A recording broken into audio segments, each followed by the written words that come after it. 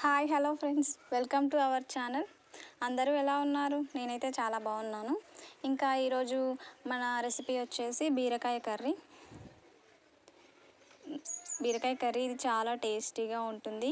కాకపోతే కొన్ని పర్ఫెక్ట్గా వేసుకుంటేనే టేస్ట్ బాగుంటుంది.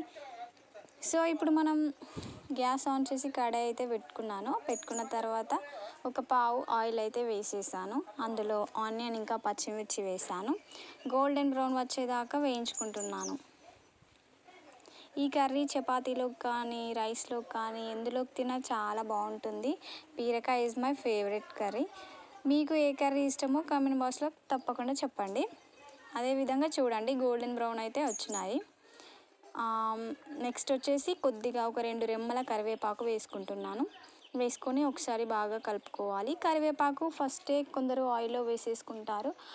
అలా కాకుండా ఆనియన్స్ వేసాక వేసుకుంటే ఆయిల్ చిటపటలాడకుండా ఉంటుంది. లేదంటే ముందే ఆయిల్లో వేసామంటే ఆయిల్ అంతా ఇట్లా మొత్తం చిటపటలాడుతుంది. సో 1 టేబుల్ స్పూన్ అల్లం పేస్ట్ అయితే వేసి ఆయిల్లో బాగా ఫ్రై చేశాను. ఈ విధంగా ఆయిల్లో బాగా ఫ్రై అయిన తర్వాత ఈ విధంగా నేను బీరకాయలు కట్ చేసి పెట్టుకున్నాను. ఒక 1/2 kg దాకా చిన్న చిన్న ముక్కలుగా కట్ చేసుకొని ఉంచుకున్నవి ఇందులో యాడ్ చేసుకున్న తర్వాత ఒకసారి బాగా కలుపుకున్న తర్వాత ఇందులో ఒక 2 టేబుల్ స్పూన్ సాల్ట్ కూడా వేసుకొని ఉడికించుకోవాలి. 2 to 1.5 టేబుల్ స్పూన్స్ అయితే సాల్ట్ వేసుకొని ఉడికించుకోవాలి. అదేవిధంగా కొద్దిగా పసుపు కూడా యాడ్ చేసుకుంటున్నాను, 1 టేబుల్ స్పూన్.